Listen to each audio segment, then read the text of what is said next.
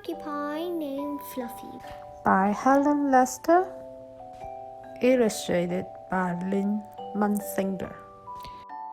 When Mr. and Mrs. Porcupine had their first child, they were delighted. Now he needed a name. Should they call him Spike?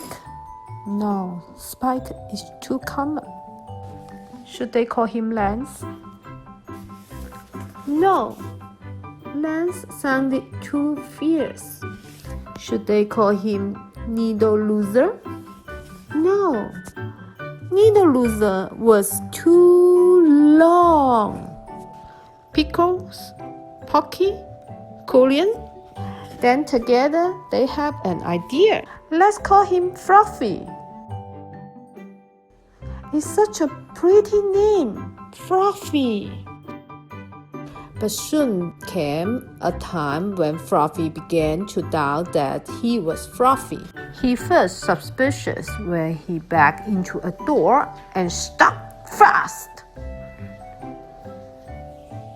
That was not a Fluffy thing to do. He was even more convinced when he accidentally slept on his back and poked holes in the mattress. A very unfluffy thing to do. When he tried to carry an umbrella, he knew the truth without a doubt. Fluffy definitely wasn't. So he decided to become fluffier. Clouds are fluffy, he thought. I'll be a cloud. But he couldn't stay up. Fluffy, he said.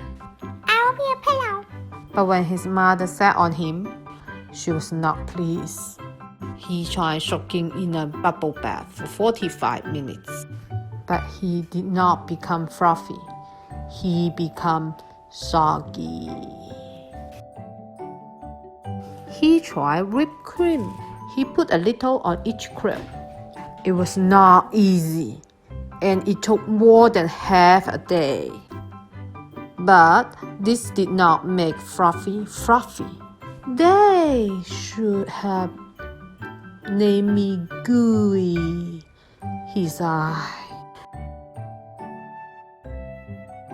He ate a lot of fluffy marshmallows. He rolled in shaving cream and feathers. He even tried to become a bunny. But the truth remained. Fluffy wasn't.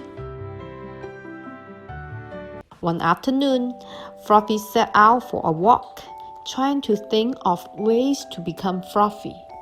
Before long, he met a very large rhinoceros. Roar, said the rhinoceros. I am going to give you a rough time. Fluffy didn't know what a rough time was, but he didn't like the sound of it at all. What's your name, small prickly friend?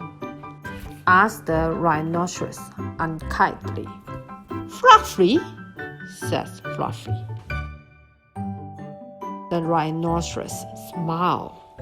He giggled, then he laughed out loud. He rolled on the ground. He jiggled and slapped his knees. He roared with laughter. A porcupine named Fluffy? Howled the rhinoceros. Fluffy was embarrassed, but he tried to be polite.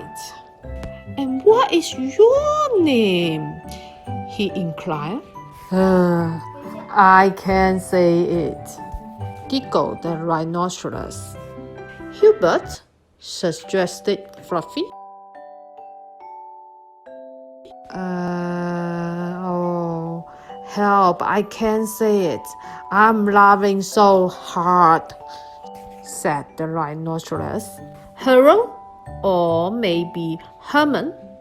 Asked Fluffy. No, guessed the rhinoceros. It's Hippo. Hippo? The rhinoceros named Hippo? Fluffy smiled. He giggled and he laughed out loud. He jiggled and slapped his knees. He howled with laughter. A rhinoceros named Hippo. Fluffy cried. A porcupine named Fluffy. A rhinoceros named Hippo. It was almost more than they could bear. Hippo and Fluffy rolled on the ground, giggling and laughing, until tears came out to their eyes. At last, they lay exhausted on the ground. From that time on, they were the best of friends. And Fluffy didn't mind being Fluffy anymore, even though he wasn't. The end. Thank you for watching. Please subscribe.